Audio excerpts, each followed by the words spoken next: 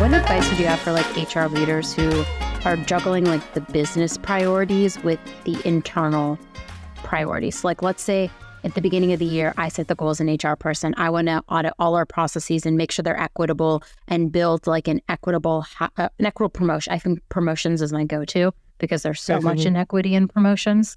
But like, I want to build an equitable promotions process. And the business is saying, we don't need that. We need you to hire people. And we also need you to do X, Y, and Z.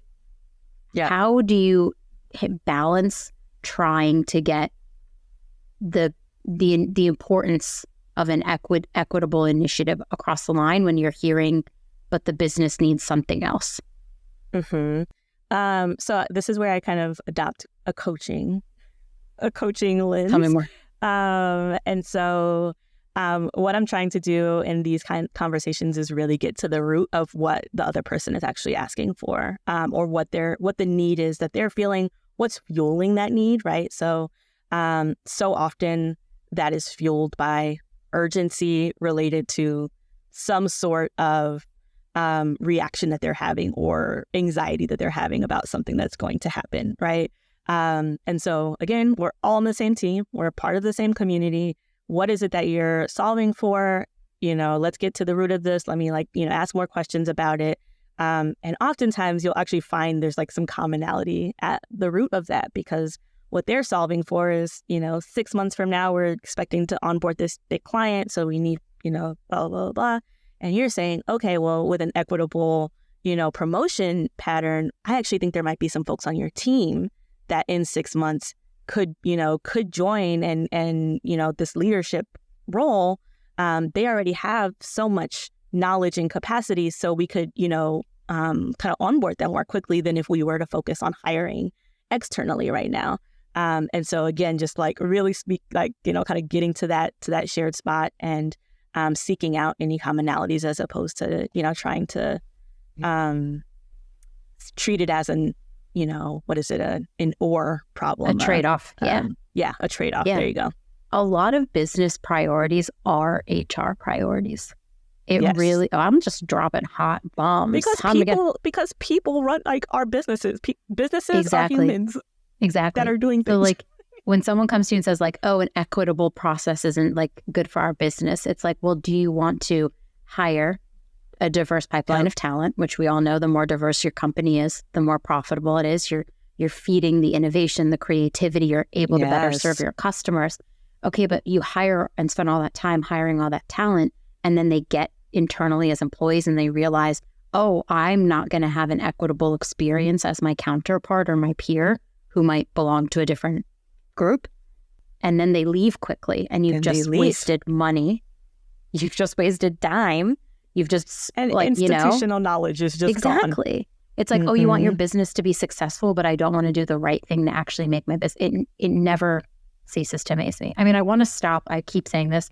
I want to stop making the business case for DEI, but it sometimes is the only way a business leader actually understands, oh, my business is going to get hurt. My revenue is going to get hurt. So I have to care about this other thing.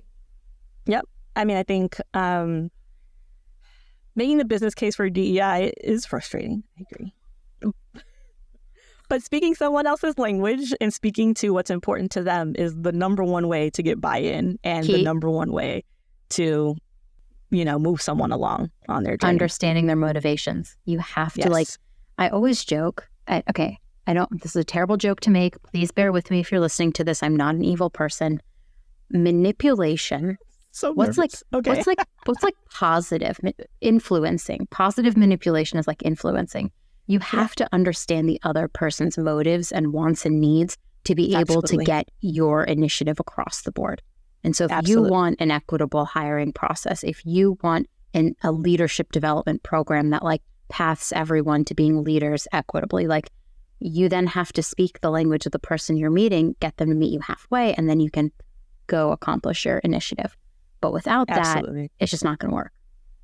Yeah, I think it's really important to recognize too that leaders within your organization have their own histories, right? So not only their own lived experiences, but their own histories with other HR people or with other, managers, leaders, CEOs, whatever.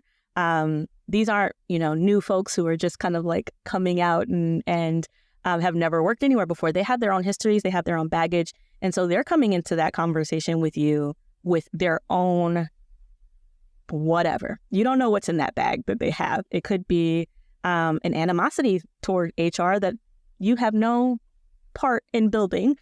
It could be that real sense that this is going to be a butting of heads and that I need to be ready to argue.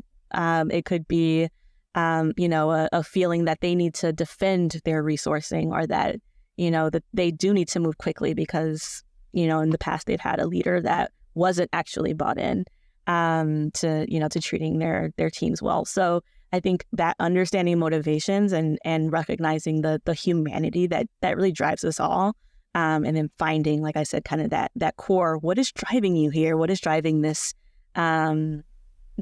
initiative or thing that you're bringing up is a really important place to start. Can't skip past it.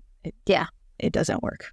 It doesn't. Yeah, you'll never get buy-in. They'll always be not interested in what you want to do. I also think the hard part is this is deep. You can try to get buy-in, but if someone truly does not care about something, you might never get that buy-in. I keep saying That's that. True. A lot, because you will burn yourself out, and I have been there trying to make someone care. And if you can't make someone care, you're going to have an uphill battle.